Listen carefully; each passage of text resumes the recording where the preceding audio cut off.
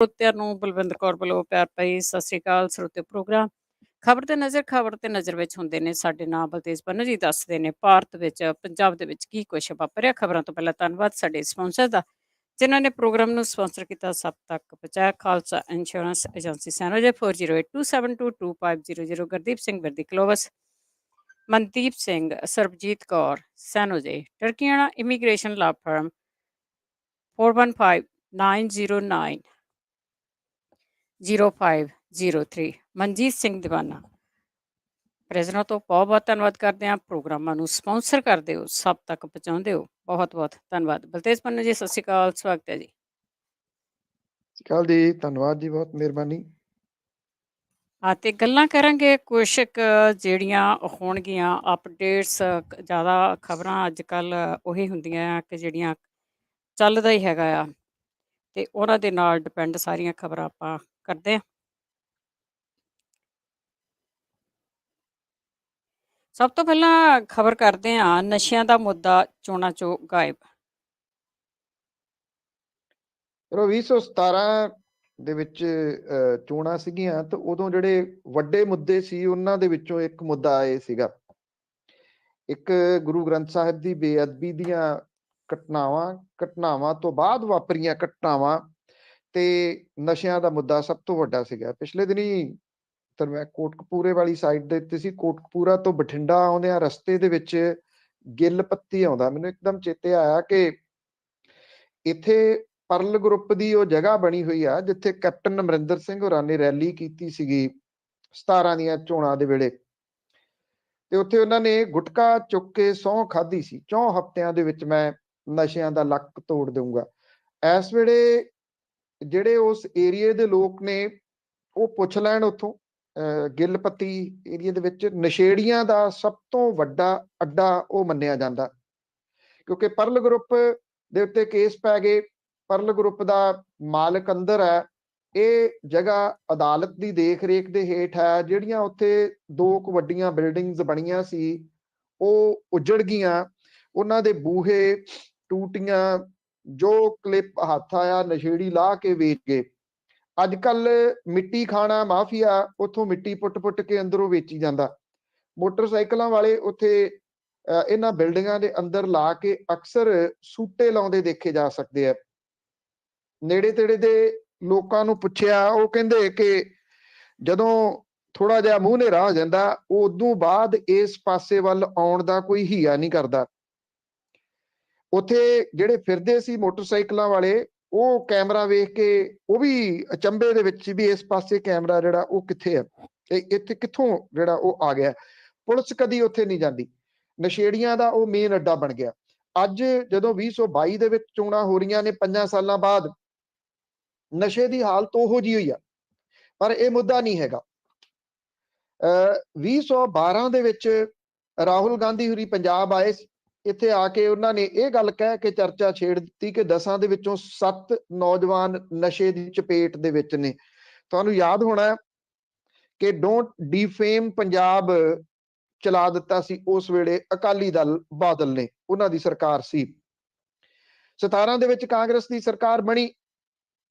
Captain Amarinder Singh ਹੋਰੀ ਸਹੁੰ ਚੁੱਕ ਕੇ ਆਪਣੇ ਨਵੇਂ ਬਣੇ ਸੀਸਵਾਂ ਮਹਿਲ ਦੇ ਵਿੱਚ ਮੂਵ ਹੋ ਗਏ, ਔਰ ਉਦੋਂ ਬਾਅਦ ਉਹ ਕਿਤੇ ਨਹੀਂ ਲੱਭੇ। STF ਬਣੀ, STF ਦੇ ਚੀਫ ਨੂੰ ਛੱਡਣਾ ਵੀ ਵਿੱਚੋਂ ਜਿਹੜਾ ਉਹ ਪੈ ਗਿਆ, ਕਿਉਂਕਿ ਜਿਹੜੇ ਸਮਗਲਰ ਸੀ ਜਾਂ ਜਿਨ੍ਹਾਂ ਦੀਆਂ ਉਹਨਾਂ ਦੇ ਨਾਲ ਸਾਂਝਾਂ ਸੀ ਉਹਨਾਂ ਦਾ ਜ਼ੋਰ ਜ਼ਿਆਦਾ ਪੈ ਗਿਆ। ਹਰਪ੍ਰੀਤ ਸਿੰਘ ਸਿੱਧੂ ਹੋਰਾਂ ਨੂੰ ਖੁੱਲ ਕੇ ਕੰਮ ਹੀ ਨਹੀਂ ਕਰਨ ਦਿੱਤਾ ਗਿਆ। ਅਕਾਲੀ ਦਲ ਬਾਦਲ ਤਾਂ ਇਹ ਕਹਿੰਦਾ ਰਿਹਾ ਕਿ ਪੰਜਾਬ ਦੇ ਵਿੱਚ ਨਸ਼ਾ ਹੈ ਹੀ ਨਹੀਂ, ਪੰਜਾਬੀਆਂ ਨੂੰ ਬਦਨਾਮ ਕੀਤਾ ਜਾ ਰਿਹਾ। 17 ਦੀਆਂ ਚੋਣਾਂ ਤੋਂ ਪਹਿਲਾਂ ਬਿਕਰਮ ਮਜੀਠੀਆ ਦੇ ਉੱਤੇ ਵੀ ਦੋਸ਼ ਆਮ ਆਦਮੀ ਪਾਰਟੀ ਨੇ ਵੀ ਲਾਏ, ਅਰਵਿੰਦ ਕੇਜਰੀਵਾਲ ਹੋਰਾਂ ਨੇ ਲਾਏ। ਮਾਣਹਾਨੀ ਦਾ ਮੁਕੱਦਮਾ ਦਰਜ ਹੋ ਗਿਆ। ਅਰਵਿੰਦ ਕੇਜਰੀਵਾਲ ਹੋਰਾਂ ਨੇ ਮਾਫੀ ਮੰਗ ਲਈ। ਅੱਜ ਉਹ ਕਹਿੰਦੇ ਆ ਕਿ ਜਦੋਂ ਸਾਡੀ ਸਰਕਾਰ ਹੀ ਨਹੀਂ ਆਈ ਤੇ ਫਿਰ ਉਹਨਾਂ ਨਾਲ ਭਿੜੀ ਜਾਣ ਦਾ ਕੀ ਆਈਡੀਆ ਸੀ। ਪੰਜਾਬ 'ਚ 10% ਇਸ ਤਰ੍ਹਾਂ ਦੇ ਲੋਕ ਨੇ ਜਿਨ੍ਹਾਂ ਨੇ 14 ਸਾਲ ਦੀ ਉਮਰ ਤੱਕ ਨਸ਼ਾ ਕਰ ਲਿਆ। 65% ਨੇ 15 ਤੋਂ ਲੈ ਕੇ 20 ਸਾਲ ਦੀ ਉਮਰ ਤੱਕ ਨਸ਼ਾ ਕਰਨਾ ਸ਼ੁਰੂ ਕਰਤਾ। 72% ਨਸ਼ਾ ਕਰਨ ਵਾਲੇ 15 ਤੋਂ 35 ਸਾਲ ਦੀ ਉਮਰ ਦੇ ਨੇ। 64% ਨੌਜਵਾਨ ਜਿਹੜੇ ਨਸ਼ਾ ਕਰਦੇ ਉਹਨਾਂ ਦੇ ਪਿਓ ਵੀ ਇਸ ਨਸ਼ੇ ਦਾ ਸ਼ਿਕਾਰ ਨੇ। ਅਫੀਮ, ਭੁੱਕੀ, ਹੈਰੋਇਨ, ਗਾਂਜਾ, ਚਰਸ, ਤੰਬਾਕੂ, ਇਹ ਚਰਸ ਤੰਬਾਕੂ ਤਾਂ ਸਾਈਡ ਤੇ ਰਹਿ ਜਾਂਦੇ ਨੇ। ਚਿੱਟਾ ਇਸ ਵੇਲੇ ਅੱਜ ਵੀ ਸਭ ਤੋਂ ਵੱਡਾ ਕਿਲਰ ਹੈ। ਪੰਜਾਬੀਆਂ ਨੇ ਬਜਾਏ ਇਹਦੇ ਕਿ ਇਹਨੂੰ ਮੁੱਦਾ ਬਣਾਉਂਦੇ ਜਾਂ ਸਰਕਾਰ ਦੇ ਨੱਕ 'ਚ ਦਮ ਕਰਦੇ, ਤਰੀਕਾ ਇਹ ਲੱਭ ਲਿਆ ਵੀ ਚਲੋ ਨਵੀਂ ਜਨਰੇਸ਼ਨ ਨੂੰ ਜ਼ਮੀਨਾਂ ਵੇਚ ਕੇ ਇੱਥੋਂ ਕੱਢ ਦਿਓ। ਪਲਾਇਨ ਸ਼ੁਰੂ ਹੋ ਗਿਆ। ਵੱਡੀ ਗਿਣਤੀ ਦੇ ਵਿੱਚ ਪੰਜਾਬ ਦੀ ਨਵੀਂ ਪੀੜ੍ਹੀ ਬਾਹਰਲੇ ਮੁਲਕਾਂ ਦੇ ਵਿੱਚ ਚਲੇਗੀ। ਵੱਖਰੀ ਗੱਲ ਹੈ ਕਿ ਕੈਨੇਡਾ ਦੇ ਵਿੱਚ ਭਰਵੀਂ ਆਬਾਦੀ ਵਾਲੇ ਪੰਜਾਬੀ ਏਰੀਆਜ਼ ਦੇ ਵਿੱਚ ਵੀ ਨਸ਼ਾ ਮਗਰ ਮਗਰ ਉਹਨਾਂ ਦੇ ਚਲੇ ਗਿਆ। 45 ਲੱਖ ਦੇ ਕਰੀਬ ਪਲਾਇਨ ਹੁਣ ਤੱਕ ਹੋ ਚੁੱਕਾ। ਅੱਜ ਇਹ ਮੁੱਦਾ ਨਹੀਂ ਹੈਗਾ। ਕਿੱਧਰ ਨੂੰ ਜਾਊਗੀ ਕਹਾਣੀ ਸਮਝ ਨਹੀਂ ਆਉਂਦੀ। ਪਰ ਜਿਹੜੇ ਪੋਲੀਟੀਸ਼ੀਅਨ ਨੇ, ਜੇ ਤੁਸੀਂ ਦੇਖਦੇ ਹੋ ਤੇ ਮੁੱਖ ਮੰਤਰੀ ਉਹ ਘੱਟ ਨਜ਼ਰ ਆਉਂਦੇ ਨੇ, ਉਹ ਇੱਕ ਐਕਟਰ ਜ਼ਿਆਦਾ ਨਜ਼ਰ ਆਉਂਦੇ ਨੇ। ਕਦੀ ਤਾਂ ਢਾਬੇ ਤੋਂ ਰੋਟੀ ਖਾ ਲੈਂਦੇ ਨੇ ਜਾਂ ਫਿਰ ਉਹ ਤਾਸ਼ ਖੇਡ ਲੈਂਦੇ ਆ। ਪਹਿਲਾਂ ਕਹਿੰਦੇ ਸੀ ਮੈਂ ਮੰਜੀਆਂ ਵੀ ਬੁਣ ਲੈਂਦਾ, ਮੈਨੂੰ ਸਾਨੀ ਕਰਨੀ ਵੀ ਆਉਂਦੀ ਆ, ਮੈਨੂੰ ਟੋਕਾ ਕਰਨਾ ਵੀ ਆਉਂਦਾ। ਇਹ ਚੀਜ਼ਾਂ ਹਰੇਕ ਨੂੰ ਆਉਂਦੀਆਂ ਨੇ, ਹਰੇਕ ਪੰਜਾਬੀ ਨੂੰ ਆਉਂਦੀਆਂ ਨੇ ਜਿਹੜਾ ਜ਼ਿਮੀਂਦਾਰ ਪਰਿਵਾਰ ਦੇ ਨਾਲ ਸੰਬੰਧ ਰੱਖਦਾ, ਕਿਉਂਕਿ ਇਹ ਕੋਈ ਆਰਟ ਨਹੀਂ ਸੀ, ਇਹ ਮਜਬੂਰੀ ਰਹੀ ਆ ਜ਼ਿਮੀਂਦਾਰਾਂ ਦੇ ਪਰਿਵਾਰਾਂ ਦੇ ਬੱਚਿਆਂ ਦੀ, ਉਹਨਾਂ ਦੇ ਮੈਂਬਰਾਂ ਦੀ, ਕਿ ਹਰੇਕ ਨੂੰ ਹਰੇਕ ਚੀਜ਼ ਆਉਣੀ ਚਾਹੀਦੀ ਹੈ। ਜਿਹੜੀਆਂ ਚੀਜ਼ਾਂ ਆਉਣੀਆਂ ਚਾਹੀਦੀਆਂ ਸੀ ਉਹਦਾ ਕੋਈ ਜ਼ਿਕਰ ਨਹੀਂ ਹੋ ਰਿਹਾ। ਅੱਜ ਜਾਣ-ਬੁੱਝ ਕੇ ਇਹ ਵੀਡੀਓਜ਼ ਵਾਇਰਲ ਕਰਵਾਈਆਂ ਜਾ ਰਹੀਆਂ ਨੇ ਤਾਂ ਕਿ ਅਸਲ ਮੁੱਦੇ ਦਬਾ ਦਿੱਤੇ ਜਾਣ। ਬਿਲਕੁਲ ਜੀ, ਵੋਟਾਂ ਦੀ ਰਾਜਨੀਤੀ ਉਹ ਤਾਂ ਹੁਣ ਹੋ ਰਹੀ ਆ। ਅੱਗੇ ਖਾਲੀ ਖਜ਼ਾਨਾ ਮੰਤਰੀ ਦੀ ਜੇ ਗੱਲ ਕਰੀਏ, ਆਪਣੀ ਸੀਟ ਤੇ ਫਸ ਗਏ।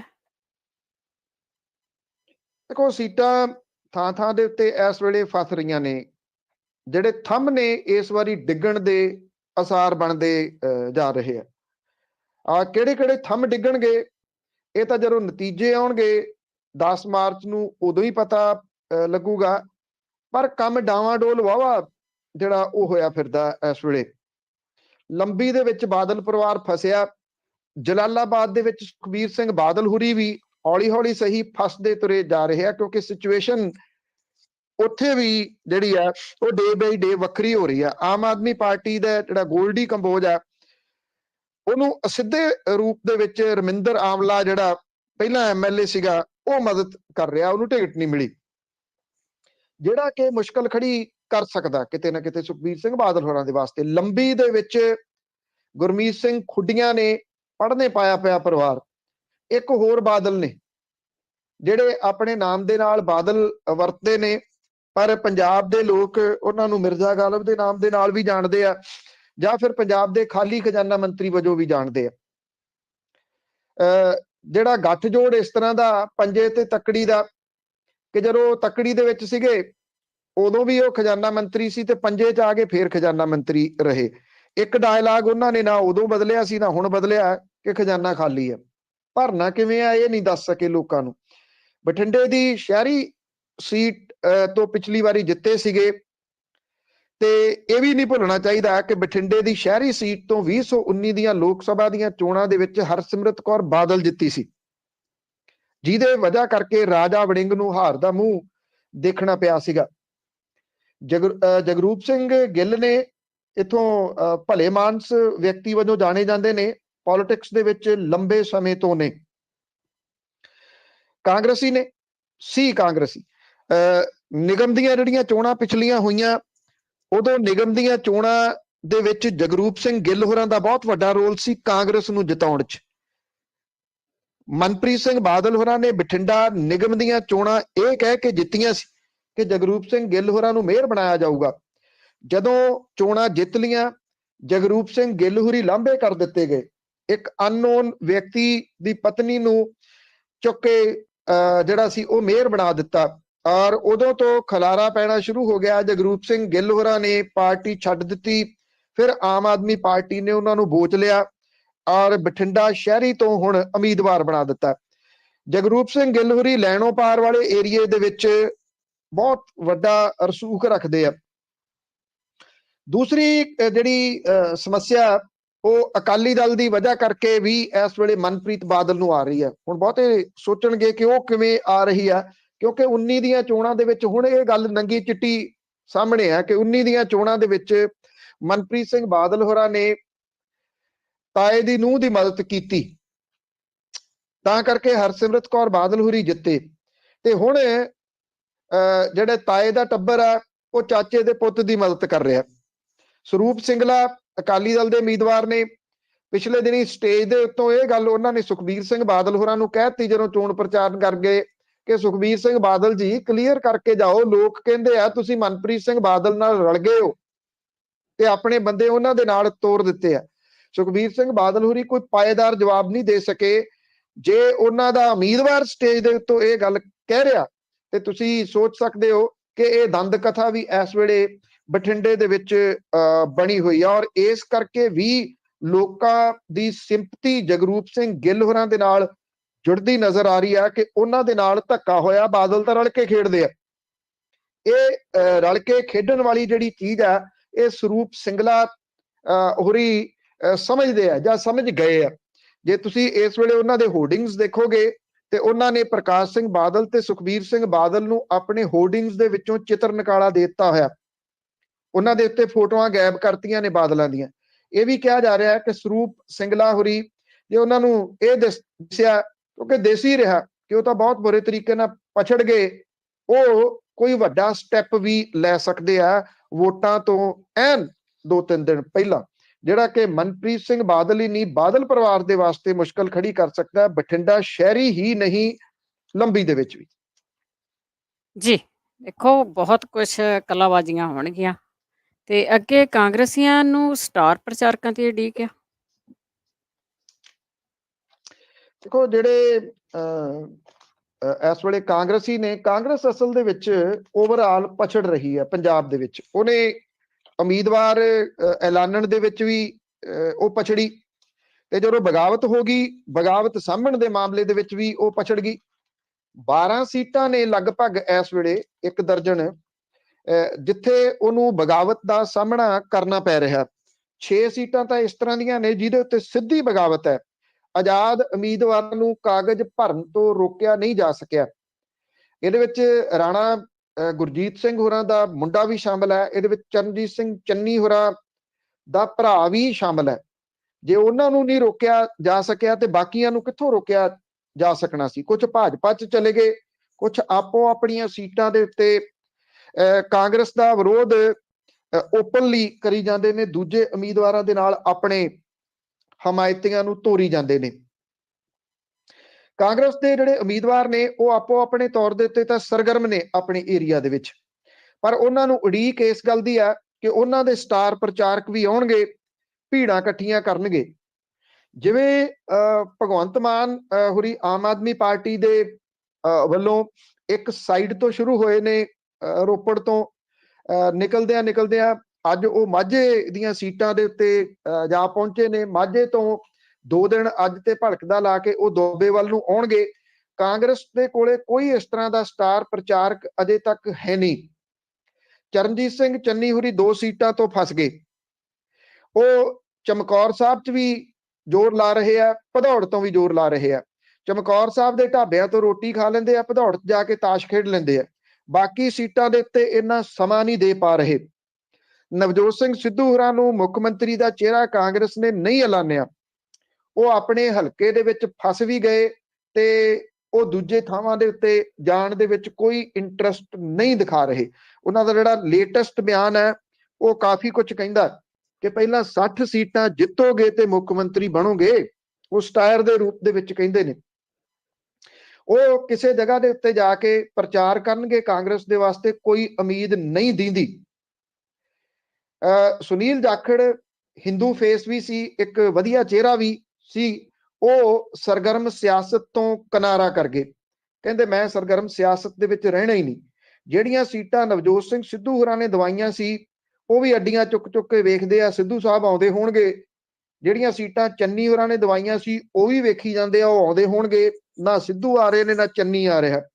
ਜਾਖੜ ਸਾਹਿਬ ਤਾਂ ਸਾਈਡ ਦੇ ਉੱਤੇ ਹੀ ਹੋ ਗਏ। ਰਾਹੁਲ ਗਾਂਧੀ ਹੋਰੀ 2 ਗੇੜੇ ਲਾ ਗਏ, ਸਟਾਰ ਪ੍ਰਚਾਰਕਾਂ ਦੀ ਸੂਚੀ ਤਾਂ ਆਈ ਸੀ, ਸੂਚੀ ਵਾਲੇ ਅਜੇ ਤੱਕ ਪੰਜਾਬ ਦੇ ਵਿੱਚ ਪਹੁੰਚੇ ਨਹੀਂ ਗੇ। ਅੱਜ ਜਦੋਂ ਆਪਾਂ ਗੱਲ ਕਰ ਰਹੇ ਹਾਂ, ਸਾਡੇ 10 ਤਰੀਕ ਆ, 18 ਤਰੀਕ ਤੱਕ ਚੋਣ ਪ੍ਰਚਾਰ ਹੋਣਾ।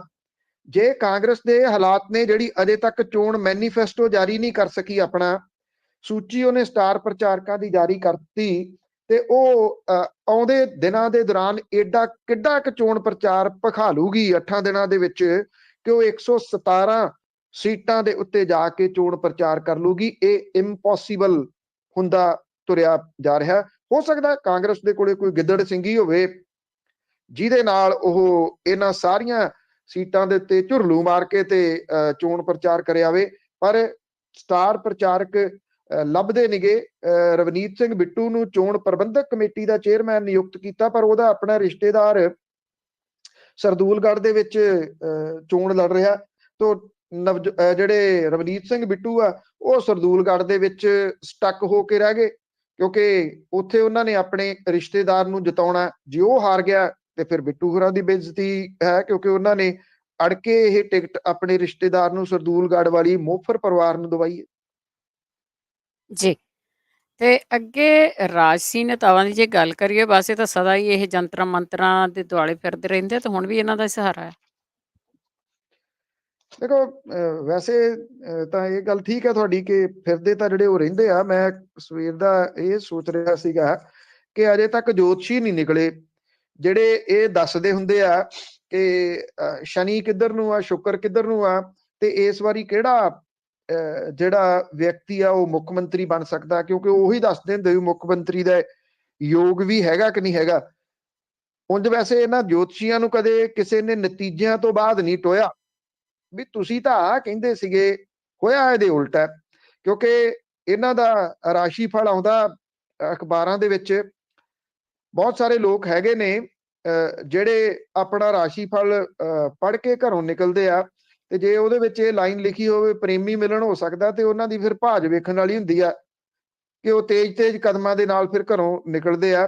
ਪ੍ਰੇਮੀ ਮਿਲਣ ਹੁੰਦਾ ਕਿ ਨਹੀਂ ਹੁੰਦਾ ਇਹ ਨਹੀਂ ਪਤਾ, ਪਰ ਅਖਬਾਰਾਂ ਦੇ ਰੂਪ ਦੇ ਵਿੱਚ ਜੋਤਸ਼ੀਆਂ ਦੇ ਕੋਲੇ ਕਈ ਲੋਕ ਫਸਦੇ ਜ਼ਰੂਰ ਨੇ।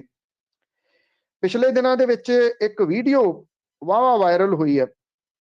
ਵਾਇਰਲ ਹੋਈ ਇਹ ਵੀਡੀਓ ਨਵਜੋਤ ਸਿੰਘ ਸਿੱਧੂ ਹੋਰਾਂ ਦੀ ਹੈ। ਇਹ ਹੈਗੀ ਹੈ ਜੀ ਦਸ਼ਮੇਸ਼ ਨਗਰ ਜੋੜਾ ਫਾਟਕ ਦੀ, ਜਿੱਥੇ ਮੰਚ ਦੇ ਉੱਤੇ ਉਹ ਹੱਥ ਘੁਮਾ ਕੇ ਅੱਖਾਂ ਬੰਦ ਕਰਕੇ ਕੋਈ ਮੰਤਰ ਪੜ੍ਹਦੇ ਦਿਸਦੇ ਆ। ਇਹ ਜਿਹੜੇ ਇੱਥੇ ਵੈਬ ਚੈਨਲ ਚੱਲਦੇ ਆ ਉਹਨਾਂ ਦੇ ਉੱਤੇ ਜਿਵੇਂ ਇਹਨਾਂ ਦੀਆਂ ਆਉਂਦੀਆਂ ਨੇ ਐਡਵਰਟਾਈਜ਼ਮੈਂਟ, ਇਹ ਜੰਤਰ ਮੰਤਰ ਵਾਲਿਆਂ ਦੀਆਂ, ਆਵਾਜ਼ ਕਿਸੇ ਨੇ ਪਿੱਛੇ ਉਹ ਪਾਤੀ ਤੇ ਮੰਤਰ ਵਾਲੀ ਵੀਡੀਓ ਨਵਜੋਤ ਸਿੰਘ ਸਿੱਧੂ ਹੋਰਾਂ ਦੀ ਪਾਤੀ। ਉਹ ਇੱਕਦਮ ਵਾਇਰਲ ਹੋਣੀ ਜਿਹੜੀ ਉਹ ਸ਼ੁਰੂ ਹੋ ਗਈ ਤੇ ਵਾਇਰਲ ਹੁੰਦੀ ਤੁਰੀ ਗਈ। ਜਦੋਂ ਵਾਇਰਲ ਹੋਈ ਤੇ ਇੱਕ ਵੀਡੀਓ ਵਿਕਰਮ ਮਜੀਠੀਆ ਦੀ ਵੀ ਵਾਇਰਲ ਹੋ ਗਈ। ਇਹਦੇ ਵਿੱਚ ਵਿਕਰਮ ਮਜੀਠੀਆ ਦੇ ਨਾਲ ਇੱਕ ਬੰਦਾ ਖੜਾ ਜਿਹੜਾ ਹੱਥ ਹਵਾ ਦੇ ਵਿੱਚ ਘੁਮਾ ਕੇ ਵਿਕਰਮ ਮਜੀਠੀਆ ਦੀ ਜਿੱਤ ਜਿਹੜੀ ਆ ਉਹਨੂੰ ਯਕੀਨੀ ਕਰਦਾ ਦਿਖਾ ਰਿਹਾ। ਵਿਕਰਮ ਮਜੀਠੀਆ ਆਪਣੀਆਂ ਅੱਖਾਂ ਮੀਚ ਕੇ ਇਸ ਜੰਤਰ ਮੰਤਰ ਦੇ ਵਿੱਚ ਵਾਵਾ ਖੁੱਬੇ ਹੋਏ ਨਜ਼ਰ ਆਉਂਦੇ ਆ। ਇਹ ਕਿੱਥੋਂ ਦਾ ਹੈ ਜੰਤਰ ਮੰਤਰ ਮਾਰਨ ਵਾਲਾ, ਇਹਦੀ ਤਾਂ ਅਜੇ ਬਹੁਤੀ ਪੁਸ਼ਟੀ ਨਹੀਂ ਹੋ ਸਕੀ, ਪਰ ਵੀਡੀਓ ਬੜੀ ਤੇਜ਼ੀ ਨਾਲ ਘੁੰਮੀ ਜਾਂਦੀ ਆ। ਕਿਹਾ ਜਾ ਰਿਹਾ ਕਿ ਹੁਸ਼ਿਆਰਪੁਰ ਦੇ ਵਿੱਚ ਭਾਰਤੀ ਜਨਤਾ ਪਾਰਟੀ ਨੇ ਪ੍ਰਚਾਰ ਦੇ ਵਾਸਤੇ ਮਹਾਰਾਸ਼ਟਰ ਤੋਂ 25 ਜਾਦੂਗਰ ਬੁਲਾਏ ਆ। ਜਾਦੂਗਰ ਟੋਪੀ ਦੇ ਅੰਦਰ ਨੋਟ ਪਾਉਂਦੇ ਆ ਤੇ ਝੰਡਾ ਬਾਹਰ ਨਿਕਲ ਆਉਂਦਾ। ਹੋ ਸਕਦਾ ਇਹ ਇਸ਼ਾਰਾ ਹੋਵੇ ਕਿ ਵੋਟ ਜਿਹਨੂੰ ਮਰਜ਼ੀ ਪਾ ਲਓ। ਜਦੋਂ ਮਸ਼ੀਨ ਦੇ ਵਿੱਚੋਂ ਗਿਣਤੀ ਹੋਈ, ਫਿਰ ਜਿਵੇਂ ਇਹ ਨੋਟ ਪਾ ਕੇ ਝੰਡਾ ਬਾਹਰ ਆ ਜਾਂਦਾ, ਇਸੇ ਤਰੀਕੇ ਦੇ ਨਾਲ ਜਿਹੜੀਆਂ ਵੋਟਾਂ ਨੇ ਉਹ ਤੁਸੀਂ ਭਾਵੇਂ ਜਿਹਨੂੰ ਮਰਜ਼ੀ ਪਾ ਲਿਓ, ਨਿਕਲਣਗੀਆਂ ਕਮਲ ਨੂੰ। ਹੋ ਸਕਦਾ, ਪਤਾ ਨਹੀਂ ਕੀ ਕੁਛ ਹੋਊਗਾ। ਤੇ ਅੱਗੇ ਉੱਤਰ ਪ੍ਰਦੇਸ਼ ਦੀਆਂ ਚੋਣਾਂ ਦਾ ਪਹਿਲਾ ਗੇੜ ਅੱਜ ਹੋਊਗਾ। ਉੱਤਰ ਪ੍ਰਦੇਸ਼ ਦੀਆਂ ਚੋਣਾਂ ਜਿਹੜੀਆਂ ਨੇ ਉਹ ਬਹੁਤ ਅਹਿਮ ਨੇ, ਮੁਲਕ ਦੇ ਵਾਸਤੇ ਬੜੀਆਂ ਅਹਿਮ ਨੇ, ਕਿਉਂਕਿ ਇੱਥੋਂ ਜਿਹੜੀ ਦਿੱਲੀ ਦੀ ਕੁਰਸੀ ਆ ਉਹ ਨਿਕਲਣੀ ਆ ਲਖਨਊ ਤੋਂ। ਅੱਜ ਜਿਹੜੀਆਂ 58 ਸੀਟਾਂ ਦੇ ਉੱਤੇ ਵੋਟਾਂ ਪੈਣਗੀਆਂ, ਔਰ ਇਹ ਪੱਛਮ ਦਾ ਏਰੀਆ ਪੈਂਦਾ ਉੱਤਰ ਪ੍ਰਦੇਸ਼ ਦਾ। ਪੱਛਮੀ ਯੂਪੀ ਦੇ 11 ਜ਼ਿਲ੍ਹਿਆਂ ਦੀਆਂ 58 ਸੀਟਾਂ ਦੇ ਉੱਤੇ ਇਸ ਵੇਲੇ ਵੋਟਾਂ ਪੈ ਰਹੀਆਂ ਨੇ। ਸਿਆਸੀ ਇਤਿਹਾਸ ਇਹ ਕਹਿੰਦਾ ਕਿ ਜਿਹਨੇ ਇੱਥੇ ਕਾਮਯਾਬੀ ਪਾ ਲਈ ਉਹਦੀ ਜਿੱਤ ਲਗਭਗ ਤੈਅ ਹੈ। 2017 ਦੇ ਵਿੱਚ ਭਾਜਪਾ ਨੇ 58 ਸੀਟਾਂ ਦੇ ਵਿੱਚੋਂ ਇੱਥੋਂ 53 ਜਿੱਤ ਲਈਆਂ ਸੀਗੀਆਂ। ਇਸੇ ਦੇ ਦਮ ਦੇ ਉੱਤੇ ਉਹਨੇ 312 ਸੀਟਾਂ ਲੈ ਕੇ ਜਿਹੜਾ ਸੀ ਉਹ ਸੁਪਰ ਡੁਪਰ ਬਹੁਮਤ ਹਾਸਲ ਕੀਤਾ। ਇਸ ਵਾਰੀ ਸਮੀਕਰਨ ਬਿਲਕੁਲ ਉਲਟ ਚੱਲ ਰਹੇ ਆ। ਉੱਤਰ ਪ੍ਰਦੇਸ਼ ਦੇ ਇਹਨਾਂ ਇਲਾਕਿਆਂ ਦੇ ਵਿੱਚ ਕਿਸਾਨ ਅੰਦੋਲਨ, ਲਖੀਮਪੁਰ ਖੀਰੀ ਕਾਂਡ, ਮੁਸਲਿਮ ਬਹੁ ਗਿਣਤੀ, ਇਹ ਤਿੰਨ ਵੱਡੇ ਗੇਮ ਚੇਂਜਰ ਨੇ। ਇੱਥੋਂ ਦੀ 70% ਦੀ ਆਬਾਦੀ ਖੇਤੀ ਦੇ ਉੱਤੇ ਨਿਰਭਰ ਹੈ। ਇਹਨਾਂ ਨੂੰ ਆਪਣੇ ਪਾਲੇ ਦੇ ਵਿੱਚ ਕਰਨ ਦੇ ਵਾਸਤੇ ਸਮਾਜਵਾਦੀ ਪਾਰਟੀ ਨੇ ਰਾਸ਼ਟਰੀ ਲੋਕ ਦਲ ਦੇ ਨਾਲ ਹੱਥ ਮਿਲਾਇਆ। ਔਰ ਲੋਕ ਇਹ ਕਹਿੰਦੇ ਆ ਕਿ ਯਾਦਵਾਂ ਦਾ ਤੇ ਚੌਧਰੀਆਂ ਦਾ ਇਹ ਮੇਲ ਭਾਰਤੀ ਜਨਤਾ ਪਾਰਟੀ ਨੂੰ ਭਾਰਾ ਪਊਗਾ। ਇਹ ਗੱਠਜੋੜ ਦੇ ਵਾਸਤੇ ਮੁਸਲਿਮ ਜਾਟ ਸਮੀਕਰਨ ਜਿਹੜਾ ਉਹ ਇੱਥੇ ਫੈਸਲਾ ਕੁਨ ਸਾਬਤ ਹੋ ਸਕਦਾ। 30% ਤੋਂ ਜ਼ਿਆਦਾ ਮੁਸਲਿਮ ਆਬਾਦੀ ਬਾਰੇ ਜਿਹੜੇ ਵੋਟਰ ਨੇ ਉਹਨਾਂ ਨੂੰ ਆਪਣੇ ਵੱਲ ਕਰਨ ਦੇ ਵਾਸਤੇ 50 ਮੁਸਲਿਮ ਉਮੀਦਵਾਰ ਮੈਦਾਨ ਦੇ ਵਿੱਚ ਨੇ। ਬਸਪਾ ਨੇ ਸਭ ਤੋਂ ਜ਼ਿਆਦਾ 17, ਸੱਪਾ ਤੇ ਰਾਸ਼ਟਰੀ ਲੋਕ ਦਲ ਨੇ 11, ਓਵੈਸੀ ਦੀ ਪਾਰਟੀ ਨੇ 9 ਮੁਸਲਿਮ ਉਮੀਦਵਾਰਾਂ ਨੂੰ ਟਿਕਟ ਦਿੱਤੀ ਹੈ। ਭਾਜਪਾ ਦਾ ਇਸ ਏਰੀਏ ਦੇ ਵਿੱਚ ਕੋਈ ਮੁਸਲਿਮ ਉਮੀਦਵਾਰ ਨਹੀਂ ਹੈਗਾ। 2017 ਦੇ ਵਿੱਚ 58 ਸੀਟਾਂ ਦੇ ਵਿੱਚੋਂ ਸਿਰਫ 2 ਮੁਸਲਿਮ ਉਮੀਦਵਾਰ ਜਿੱਤ ਸਕੇ ਸੀ। ਪਹਿਲੇ ਗੇੜ ਦੀਆਂ 58 ਸੀਟਾਂ ਦੇ ਉੱਤੇ 32% ਮੁਸਲਿਮ, 18% ਦਲਿਤ, 12% ਜਾਟ ਆਬਾਦੀ ਹੈ। ਸਮਾਜਵਾਦੀ ਪਾਰਟੀ ਤੇ ਰਾਸ਼ਟਰੀ ਲੋਕ ਦਲ ਗੱਠਜੋੜ ਦੀ ਨਿਗਾਹ ਮੁਸਲਿਮ ਜਾਟ ਵੋਟਾਂ ਦੇ ਉੱਤੇ ਆ। ਬਸਪਾ ਦਲਿਤ ਮੁਸਲਿਮ ਵੋਟਰਾਂ ਦੇ ਉੱਤੇ ਸਮੀਕਰਨ ਬਦਲਣ ਦੀ ਆਸ ਲਾਈ ਬੈਠੀ ਆ। 9 ਮੰਤਰੀ ਉਹਨਾਂ ਦਾ ਭਵਿੱਖ ਦਾ ਤੇ ਲੱਗਿਆ। ਅਤੁਲ ਗਰਗ, ਸੁਰੇਸ਼ ਰਾਣਾ, ਸ਼੍ਰੀਕਾਂਤ ਸ਼ਰਮਾ, ਸੰਦੀਪ ਸਿੰਘ, ਅਨਿਲ ਸ਼ਰਮਾ, ਕਪਿਲ ਅਗਰਵਾਲ, ਦਿਨੇਸ਼ ਖਟਕ, ਡਾਕਟਰ GS ਧਰਮੇਸ਼ ਤੇ ਚੌਧਰੀ ਲక్ష్ਮੀ ਨਾਰਾਇਣ। ਸਭ ਤੋਂ ਵੱਡੇ ਗੇਮ ਚੇਂਜਰ ਇੱਥੇ ਅਸਲ ਦੇ ਵਿੱਚ ਕਿਸਾਨ ਹੋਣਗੇ। ਕਿਸਾਨਾਂ ਦਾ ਏਡਾ ਵੱਡਾ ਇੱਥੇ ਪ੍ਰੈਸ਼ਰ ਗਰੁੱਪ ਜਿਹੜਾ ਬਣਿਆ ਹੋਇਆ ਟਕੈਤ ਸਾਹਿਬ ਦੀ ਵਜ੍ਹਾ ਕਰਕੇ, ਜਿਹਦਾ ਤੋੜ ਭਾਰਤੀ ਜਨਤਾ ਪਾਰਟੀ ਕੋਲੇ ਹੈ ਨਹੀਂਗਾ। ਇਹ ਵੱਡੀ ਸਿਆਣਪ ਤੋਂ ਕੰਮ ਲੈਂਦਿਆਂ ਹੋਇਆਂ ਰਕੇਸ਼ ਟਕੈਤ ਹੋਰਾਂ ਨੇ ਆਪ ਸਿੱਧੇ ਰੂਪ ਦੇ ਵਿੱਚ ਚੋਣਾਂ 'ਚ ਨਹੀਂ ਕੁੱਦੇ, 2 ਲਫ਼ਜ਼ਾਂ ਦੇ ਨਾਲ ਕਿਸਾਨਾਂ ਨੂੰ ਸਮਝਾ ਜਾਂਦੇ ਆ, ਤੁਹਾਨੂੰ ਪਤਾ ਹੀ ਆ ਵੋਟਾਂ ਕਿੱਧਰ ਪਾਉਣੀਆਂ ਨੇ, ਤੇ ਉਹ ਵੀ ਅੱਗੋਂ ਬਾਹਾਂ ਖੜੀਆਂ ਕਰ ਦਿੰਦੇ ਆ ਵੀ ਪਤਾ ਆ। ਇਹ ਏਰੀਆ ਇਸ ਵਾਰੀ ਉੱਤਰ ਪ੍ਰਦੇਸ਼ ਦੇ ਸਮੀਕਰਨ ਬਦਲੂਗਾ, ਇਹ ਲਗਭਗ ਤੈਅ ਹੈ। ਚਲੋ ਇੰਨੀ ਤੇ ਸਿਆਣਪ ਤੋਂ ਕੰਮ ਲਿਆ। ਪੰਜਾਬ ਵਾਲਿਆਂ ਨੂੰ ਤਾਂ ਹੀ ਮੰਜਾ ਮਿਲ ਗਿਆ ਵੀ ਹੁਣ ਤੁਸੀਂ ਬਾਅਦ ਵਿੱਚ ਬੈਠਿਓ ਤੇ ਆਰਾਮ ਕਰਿਓ, ਸਿਆਣਪ ਨਾ ਬਦਲਿਓ। ਅੱਗੇ ਸੁਪਰੀਮ ਕੋਰਟ ਦੀ ਗੱਲ ਕਰਦੇ ਹਾਂ। ਉਸਨੇ ਕਿਹਾ ਕਿ ਸਿਆਸਤਦਾਨਾਂ ਦੇ ਖਿਲਾਫ ਕੇਸ ਤੁਰੰਤ ਨਿਬੇੜੋ। ਐਕਚੁਅਲੀ ਇਹ ਕਈ ਵਾਰੀ ਸੁਪਰੀਮ ਕੋਰਟ ਨੇ ਇਸ ਮਾਮਲੇ ਦੇ ਵਿੱਚ ਦਖਲ ਦਿੱਤਾ ਕਿ ਲਮਕਾਓ ਨਾ ਇਹ ਕੇਸ। ਜੇ ਤਾਂ ਕਿਸੇ ਜਗ੍ਹਾ ਦੇ ਉੱਤੇ ਕੋਈ ਦੋਸ਼ੀ ਆ ਉਹਨੂੰ ਕਟਹਿਰੇ 'ਚ ਲਿਆਓ, ਦੋਸ਼ੀ ਨਹੀਂਗਾ ਤੇ ਉਹਨੂੰ ਜਿਹੜਾ ਜੀ ਇਸ ਮਾਮਲੇ 'ਚ ਰਾਹਤ ਮਿਲਣੀ ਚਾਹੀਦੀ ਹੈ। ਫਿਰ ਅਪਰਾਧਿਕ ਮਾਮਲਿਆਂ ਨੂੰ ਫੌਰੀ ਨਿਬੇੜੇ ਜਾਣ ਵਾਲੀ ਜਿਹੜੀ ਇਹ ਪਬਲਿਕ ਇੰਟਰਸਟ ਲਿਟੀਗੇਸ਼ਨ ਸੀ, ਇਹਦੇ ਵਿਚਾਰ ਕਰਨ ਦੇ ਬਾਰੇ ਸਹਿਮਤੀ ਦਿੱਤੀ ਗਈ ਆ। ਅਰਜੀ ਇਹ ਕਹਿੰਦੀ ਆ ਕਿ CBI ਤੇ ਬਾਕੀ ਏਜੰਸੀਆਂ ਦੇ ਵੱਲੋਂ ਸਿਆਸਤਦਾਨਾਂ ਦੇ ਖਿਲਾਫ ਤੇਜ਼ੀ ਦੇ ਨਾਲ ਜਾਂਚ ਕੀਤੀ ਜਾਵੇ। ਚੀਫ ਜਸਟਿਸ NV ਰਮੰਨਾ ਦੀ ਅਗਵਾਈ ਹੇਠਲੇ ਬੈਂਚ ਨੇ ਸੀਨੀਅਰ ਵਕੀਲ ਤੇ ਅਦਾਲਤੀ ਮਿੱਤਰ ਵਿਜੇ ਹੰਸਾਰੀਆ ਦੇ ਵੱਲੋਂ ਦਾਖਲ ਰਿਪੋਰਟ ਦਾ ਨੋਟਿਸ ਲਿਆ ਕਿ ਫੌਰੀ ਸੁਣਵਾਈ ਲਈ ਅਰਜੀ ਨੂੰ ਜਿਹੜਾ ਸੁਣਿਆ ਜਾਵੇ। ਹੰਸਾਰੀਆ ਨੇ ਇਹ ਗੱਲ ਕਹੀ ਹੈ। ਸਾਬਕਾ ਤੇ ਮੌਜੂਦਾ ਸੰਸਦ ਮੈਂਬਰ, ਵਿਧਾਇਕ ਤੇ MLCs ਖਿਲਾਫ ਬਕਾਇਆ ਪਏ ਕੇਸਾਂ ਦੇ ਵੇਰਵੇ ਰਿਪੋਰਟ ਦੇ ਵਿੱਚ ਦਿੱਤੇ ਗਏ ਨੇ। ਉਹ ਬੈਂਚ ਨੇ ਕਿਹਾ ਕਿ ਉਹ ਕੇਸ ਦੀ ਫੌਰੀ ਸੁਣਵਾਈ ਕਰਨ। ਮੌਜੂਦਾ ਰਿਪੋਰਟ ਦੇ ਮੁਤਾਬਕ ਸੰਸਦ ਮੈਂਬਰ ਤੇ ਵਿਧਾਇਕਾਂ ਦੇ ਖਿਲਾਫ ਕਰੀਬ 4984 ਕੇਸ ਬਕਾਇਆ ਨੇ, ਜਿਹਦੇ ਵਿੱਚੋਂ 1899 ਕੇਸ 5 ਸਾਲਾਂ ਤੋਂ ਜ਼ਿਆਦਾ ਪੁਰਾਣੇ ਨੇ।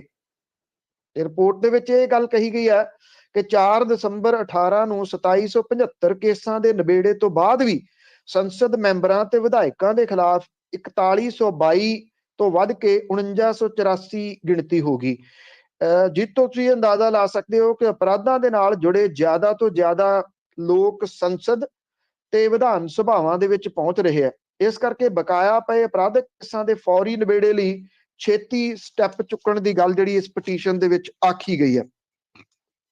ਇਹ ਬਿਲਕੁਲ ਰਿਐਲਿਟੀ ਆ ਕਿ ਪਾਰਲੀਮੈਂਟ ਦੇ ਵਿੱਚ, ਵਿਧਾਨ ਸਭਾਵਾਂ ਦੇ ਵਿੱਚ ਜਿਹੜੇ ਲੋਕਾਂ ਦੇ ਉੱਤੇ ਕ੍ਰਿਮੀਨਲ ਕੇਸ ਦਰਜ ਨੇ, ਉਹਨਾਂ ਦੀ ਗਿਣਤੀ ਲਗਾਤਾਰ ਵੱਧ ਰਹੀ ਹੈ ਪਿਛਲੇ ਸਾਲਾਂ ਤੋਂ।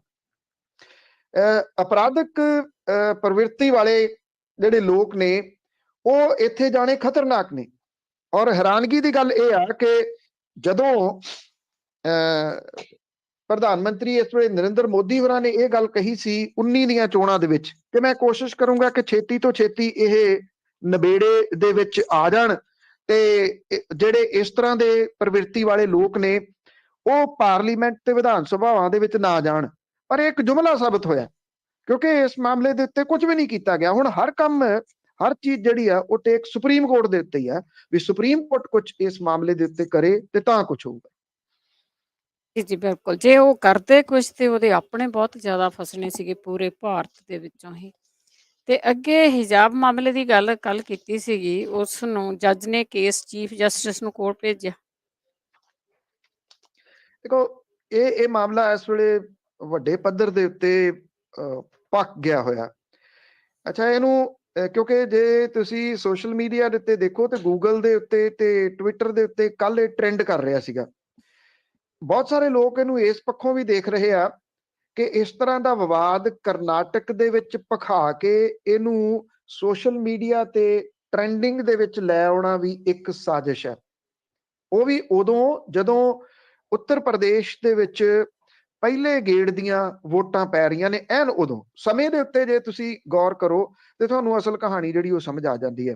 ਕਰਨਾਟਕ ਦੇ ਉਡੂਪੀ ਤੋਂ ਸ਼ੁਰੂ ਹੋਇਆ ਹਿਜਾਬ ਵਿਵਾਦ ਠੰਡਾ ਨਹੀਂ ਪੈ ਰਿਹਾ। ਕਰਨਾਟਕ ਹਾਈ ਕੋਰਟ ਦੇ ਜਸਟਿਸ ਕ੍ਰਿਸ਼ਨ ਦੀਕਸ਼ਤ ਨੇ ਇਹ ਗੱਲ ਕਹੀ ਕਿ ਉਹਨਾਂ ਨੇ ਇਹ ਗੱਲ ਕਹੀ ਕਿ ਇਹਨੂੰ ਵੱਡੀ ਬੈਂਚ ਨੂੰ ਭੇਜਣ ਦੀ ਜ਼ਰੂਰਤ ਹੈ ਔਰ ਉਹਨਾਂ ਨੇ ਜਿਹੜੀ ਅੰਤਰਿਮ ਰਾਹਤ ਦੇਣ ਤੋਂ ਨਾ ਕੀਤੀ। ਚੀਫ ਜਸਟਿਸ ਹੁਣ ਰਿਤੂ ਰਾਜ ਅਵਸਥੀ ਦੀ ਫੁੱਲ ਬੈਂਚ ਅੱਜ 2:30 ਵਜੇ ਇਹਦੀ ਸੁਣਵਾਈ ਕਰੂਗੀ। ਬੈਂਚ ਦੇ ਵਿੱਚ ਜਸਟਿਸ ਕ੍ਰਿਸ਼ਨਾ ਐਸ ਦੀਕਸ਼ਤ ਤੇ ਜਸਟਿਸ JM ਖਾਜੀ ਵੀ ਸ਼ਾਮਲ ਨੇ। ਰਾਜ ਦੇ ਸਿੱਖਿਆ ਮੰਤਰੀ BC ਨਾਗੇਸ਼ ਨੇ ਇਹ ਗੱਲ ਕਹੀ ਆ ਕਿ ਅਦਾਲਤ ਨੇ ਇਸ ਮਾਮਲੇ ਦੇ ਉੱਤੇ ਕੋਈ ਰਾਹਤ ਨਹੀਂ ਦਿੱਤੀ, ਇਸ ਕਰਕੇ ਡਰੈਸ ਕੋਡ ਸੰਬੰਧੀ ਜਿਹੜਾ ਨੋਟੀਫਿਕੇਸ਼ਨ ਹੈ ਉਹ ਜਾਰੀ ਰਹੂਗਾ। ਮਤਲਬ ਕਿ ਪਹਿਲਾਂ ਜਿਹੜਾ ਕੀਤਾ ਸੀਗਾ, ਸਟੂਡੈਂਟਸ ਦੇ ਵੱਲੋਂ ਕਲਾਸਾਂ ਦੇ ਵਿੱਚ ਬੈਠਣ ਲਈ ਯੂਨੀਫਾਰਮ ਪਾਉਣੀ ਜ਼ਰੂਰੀ ਹੋਊਗੀ। ਇਹਦੇ ਵਿੱਚ ਕਰਨਾਟਕ ਸਰਕਾਰ ਨੇ ਬੈਂਗਲੁਰੂ ਦੇ ਵਿੱਚ ਸਿੱਖਿਆ ਸੰਸਥਾਨਾਂ ਦੇ 200 ਮੀਟਰ ਦਾਇਰੇ ਦੇ ਵਿੱਚ ਇਕੱਠੇ ਹੋਣ, ਪ੍ਰਦਰਸ਼ਨ ਕਰਨ ਦੇ ਉੱਤੇ 2 ਹਫ਼ਤੇ ਦੇ ਵਾਸਤੇ ਪਾਬੰਦੀ ਲਾ ਦਿੱਤੀ ਹੈ। ਜਦੋਂ ਸੁਣਵਾਈ ਅਦਾਲਤ ਦੇ ਵਿੱਚ ਸ਼ੁਰੂ ਹੋਈ ਹੈ ਤਾਂ ਜਸਟਿਸ ਦੀਕਸ਼ਤ ਨੇ ਇਹ ਗੱਲ ਕਹੀ ਕਿ ਜੇ ਸਾਰੀਆਂ ਧਿਰਾਂ ਸਹਿਮਤ ਹੋਣ ਤਾਂ ਮੇਰੇ ਹਿਸਾਬ ਦੇ ਨਾਲ ਇਸ ਮਾਮਲੇ ਦੇ ਵਿੱਚ ਵੱਡੀ ਬੈਂਚ ਨੂੰ ਇਹਨੂੰ ਸੁਣਨਾ ਚਾਹੀਦਾ। ਇਹਦੇ ਉੱਤੇ ਪਟੀਸ਼ਨ ਕਰਤਾ ਦੇ ਵੱਲੋਂ ਪੇਸ਼ ਹੋਏ ਜਿਹੜੇ ਵਕੀਲ ਸੀ ਉਹਨੇ ਇਹ ਗੱਲ ਕਹੀ ਕਿ ਜਿਹੜੀ ਐਗਜ਼ਾਮ ਨੇ ਉਹਦੇ ਵਿੱਚ 2 ਮਹੀਨੇ ਆ, ਅਦਾਲਤ ਇਸ ਮਾਮਲੇ ਦੇ ਉੱਤੇ ਸਟੇ ਦੇ ਦੇਵੇ। ਤਾਂ ਜਿਹੜੇ ਸਟੂਡੈਂਟਸ ਦੇ ਵੱਲੋਂ ਪੇਸ਼ ਹੋਏ ਐਡਵੋਕੇਟ ਜਿਹੜੇ ਸੀਗੇ ਉਹਨੇ ਇਹ ਗੱਲ ਕਹੀ ਕਿ ਸਟੂਡੈਂਟਸ ਨੂੰ ਉਹਨਾਂ ਦੇ ਧਰਮ ਦਾ ਪਾਲਣ ਕਰਨ ਤੋਂ ਛੋਟ ਮਿਲਣੀ ਚਾਹੀਦੀ ਹੈ। ਹਾਲਾਂਕਿ ਐਡਵੋਕੇਟ ਜਨਰਲ ਨੇ ਇਸ ਸਟੇ ਦਾ ਵਿਰੋਧ ਕੀਤਾ ਤੇ ਇਹ ਗੱਲ ਕਹੀ ਕਿ ਕੋਈ ਰਾਹਤ ਦੇਣਾ ਪਟੀਸ਼ਨ ਨੂੰ ਇੱਕ ਕਿਸਮ ਦੇ ਨਾਲ ਉਹਨਾਂ ਦੇ ਹੱਕ ਦੇ ਵਿੱਚ ਫੈਸਲਾ ਦੇਣ ਵਰਗਾ ਹੋਊਗਾ। ਕਾਲਜ ਡਿਵੈਲਪਮੈਂਟ ਕਮੇਟੀ ਦੇ ਵੱਲੋਂ ਐਡਵੋਕੇਟ ਜਿਹੜੇ ਪੇਸ਼ ਹੋਏ ਉਹਨੇ ਇਹ ਗੱਲ ਕਹੀ ਕਿ ਪਿਛਲੇ 1 ਸਾਲ ਤੋਂ ਇਹ ਜਿਹੜੀ ਯੂਨੀਫਾਰਮ ਤੈਅ ਆ, ਪਰ ਕਦੀ ਕਿਸੇ ਨੇ ਕਿਸੇ ਕਿਸਮ ਦਾ ਕੋਈ ਇਤਰਾਜ਼ ਨਹੀਂ ਉਠਾਇਆ ਤੇ ਹੁਣ ਵੀ ਇਹਦੇ ਉੱਤੇ ਇਤਰਾਜ਼ ਨਹੀਂ ਹੋਣਾ ਚਾਹੀਦਾ। ਉਡੀਪੀ ਦੇ ਸਰਕਾਰੀ ਜਿਹੜਾ PU ਕਾਲਜ ਦੇ ਵਿੱਚ ਹਿਜਾਬ ਪਹਿਨਣ ਵਾਲੀਆਂ 6 ਜਿਹੜੀਆਂ ਸਟੂਡੈਂਟ ਸੀ ਉਹਨਾਂ ਨੂੰ ਕਲਾਸ ਦੇ ਵਿੱਚ ਨਹੀਂ ਜਾਣ ਦਿੱਤਾ ਗਿਆ, ਜਿੱਥੋਂ ਇਹ ਸਾਰਾ ਵਿਵਾਦ ਸ਼ੁਰੂ ਹੋਇਆ। ਔਰ ਇਹ ਹੌਲੀ ਹੌਲੀ ਇਹਨੇ ਕਰਨਾਟਕ ਨੂੰ, ਸਮੁੱਚੇ ਕਰਨਾਟਕ ਨੂੰ ਆਪਣੀ ਲਪੇਟ ਦੇ ਵਿੱਚ ਲੈ ਲਿਆ। ਜਿਹੜੇ ਲੋਕ ਕੱਟੜ ਟਾਈਪ ਦੇ ਨੇ ਉਹਨਾਂ ਨੇ ਹਿਜਾਬ ਦੇ ਮੁਕਾਬਲੇ ਦੇ ਉੱਤੇ ਆਪਣੇ ਜਿਹੜੇ ਭਗਵਾ ਕਲਰ ਦੇ ਕੱਪੜੇ ਸੀ ਉਹ ਕੱਢ ਲਏ, ਉੱਥੇ ਜਿਹੜਾ ਤਿਰੰਗਾ ਝੰਡਾ ਸੀਗਾ ਉਹ ਲਾ ਕੇ ਉਹਦੀ ਜਗ੍ਹਾ ਦੇ ਉੱਤੇ ਭਗਵਾ ਝੰਡਾ ਲਹਿਰਾ ਦਿੱਤਾ, ਜਦੋਂ ਕਿ ਇਹ ਵੀ ਉਹ ਕਹੀ ਜਾਂਦੇ ਨਹੀਂ ਉਹ ਤਾਂ ਖਾਲੀ ਡੰਡਾ ਸੀਗਾ, ਉਹਦੇ ਉੱਤੇ ਅਸੀਂ ਇਹ ਝੰਡਾ ਲਹਿਰਾਇਆ ਸੀਗਾ। ਕਿਤੇ ਨਾ ਕਿਤੇ ਇਹਦੇ ਪਿਛਲੀ ਜਿਹੜੀ ਸਿਆਸਤ ਹੈ ਉਹਨੂੰ ਸਮਝਣ ਦੀ ਲੋੜ ਹੈ ਕਿ ਉੱਤਰ ਪ੍ਰਦੇਸ਼ ਦੀਆਂ ਚੋਣਾਂ ਦੇ ਵਾਸਤੇ ਉੱਤਰ ਪ੍ਰਦੇਸ਼ ਦੇ ਵਿੱਚ ਇਸ ਤਰ੍ਹਾਂ ਦਾ ਕੁਝ ਕਰਵਾਉਣ ਦੀ ਲੋੜ ਨਹੀਂ, ਕਿਉਂਕਿ ਨਵੇਂ ਯੁੱਗ ਦੇ ਵਿੱਚ ਤਕਨੀਕ ਇੰਨੀ ਆ ਗਈ ਹੋਈ ਆ ਕਿ ਕਿਸੇ ਹੋਰ ਸੂਬੇ ਦੇ ਵਿੱਚ ਰੌਲਾ ਪਵਾ ਕੇ ਉਹਨੂੰ ਟ੍ਰੈਂਡ ਕਰਵਾਇਆ ਜਾ ਸਕਦਾ ਹੈ। ਕੀ ਉੱਥੇ ਇਹਨਾਂ ਨੂੰ ਆਸ ਆ ਕਿ ਜਿਹੜੀ ਮੁਸਲਿਮ ਭਾਈਚਾਰੇ ਦੀ ਵੋਟ ਜ਼ਿਆਦਾ ਆ? ਉੱਤਰ ਪ੍ਰਦੇਸ਼ ਦੇ ਵਿੱਚ ਜੀ ਜੀ ਜੀ ਜੀ, ਜਿੱਥੇ ਰੌਲਾ ਹਾਂ, ਗੋਲਾ। ਉੱਤਰ ਪ੍ਰਦੇਸ਼ ਦੇ ਵਿੱਚ ਨਹੀਂ, ਕਰਨਾਟਕ ਦੇ ਵਿੱਚ ਤਾਂ ਨਹੀਂ, ਪਰ ਕਰਨਾਟਕ ਦੇ ਵਿੱਚ ਹਾਂ ਮੁਸਲਿਮ ਭਾਈਚਾਰਾ ਡਿਸਾਈਡਿੰਗ ਵੋਟਰ ਤਾਂ ਹੈਗਾ, ਪਰ ਉੱਤਰ ਪ੍ਰਦੇਸ਼ ਦੇ ਵਿੱਚ ਇਹਨਾਂ ਨੂੰ ਇਹ ਲੱਗਦਾ ਹੈ ਕਿ ਅਸਲ ਦੇ ਵਿੱਚ ਕਹਾਣੀ ਜਿਹੜੀ 80-20 ਵਾਲੀ ਜਿਹੜੀ ਯੋਗੀ ਕਰਦੇ ਨੇ, ਇਹ ਉਹਦੇ ਪਿੱਛੇ ਉਹਨਾਂ ਦੀ ਇਹ ਮਾਨਸਿਕਤਾ ਨੂੰ ਸਮਝਣ ਦੀ ਲੋੜ ਹੈ ਕਿ ਉਹ 80-20 ਕਿਉਂ ਕਹਿੰਦੇ ਨੇ। ਉਹ ਕਹਿੰਦੇ ਆ ਕਿ 80% ਜਿਹੜੇ ਉਹ ਹਾਰ ਨਾ ਜਾਣ 20% ਤੋਂ, ਵੀ 20% ਆਬਾਦੀ ਜਿਹੜੀ ਉਹ ਮੁਸਲਿਮ ਦੀ ਆ, ਉਹ ਇਕਜੁੱਟਤਾ ਦੇ ਨਾਲ ਵੋਟਾਂ ਪਾ ਸਕਦੀ ਹੈ। ਤਾਂ ਕਰਕੇ ਇਹ ਵੋਟ ਪੋਲਰਾਈਜ਼ ਕਰਨ ਦੇ ਵਾਸਤੇ ਸਾਰਾ ਕੁਝ ਜਿਹੜਾ ਉਹ ਕੀਤਾ ਜਾ ਰਿਹਾ, ਔਰ ਜਿਹੜੀਆਂ 5 ਰਾਜਾਂ ਦੀਆਂ ਚੋਣਾਂ ਨੇ ਉਦੋਂ ਪਹਿਲਾਂ ਇਹ ਮੁੱਦਾ ਜਿਹੜਾ ਉਹ ਉਭਾਰਨਾ, ਅਸਲ ਦੇ ਵਿੱਚ ਖਤਰਨਾਕ ਕਹਾਣੀ ਜਿਹੜੀ ਉਹ ਇਹ ਆ ਕਿ ਇਹ ਵੋਟ ਪੋਲਰਾਈਜ਼ ਕਰਨ ਦੇ ਵਾਸਤੇ ਸਾਰੀ ਕਹਾਣੀ ਘੜੀ ਗਈ ਹੈ। ਇਹਦੇ ਵਿੱਚ ਤਾਂ ਬਹੁਤ ਮਾਰ ਆ। ਬਹੁਤ ਬਹੁਤ ਧੰਨਵਾਦ ਬਲਤੇਜ ਪੰਨੂ ਜੀ। ਮਿਹਰਬਾਨੀ ਜੀ, ਧੰਨਵਾਦ ਜੀ, ਸਤਿ ਸ਼੍ਰੀ ਅਕਾਲ। ਸਤਿ ਸ੍ਰੀ ਅਕਾਲ ਜੀ। ਤੇ ਸਰੋਤੇ ਸਨ ਬਲਤੇਜ ਪੰਨੂ ਸਾਡੇ ਨਾਲ ਜੁੜਦੇ ਨੇ, ਕਰਦੇ ਨੇ ਖਬਰਾਂ। ਇਸੇ ਦੇ ਨਾਲ ਸਾਡਾ ਅੱਜ ਦਾ ਬੁਲਟਨ ਇੱਥੇ ਸਮਾਪਤ। ਬਲਵਿੰਦਰ ਕੌਰ ਵੱਲੋਂ ਵੀ ਆਪ ਸਭ ਨੂੰ ਹੀ ਸਤਿ ਸ੍ਰੀ ਅਕਾਲ।